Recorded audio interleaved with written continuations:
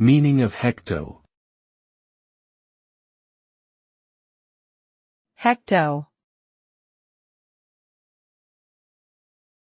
Hecto.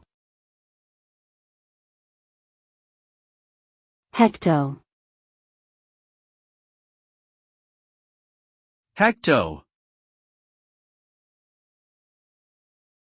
The prefix hecto- means 100 times or 100.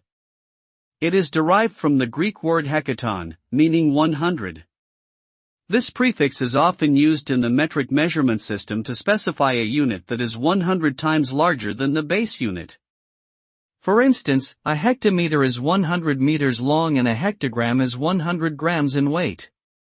The use of hecto- as a prefix provides an easy way to convert between different metric units by simply multiplying or dividing by 100.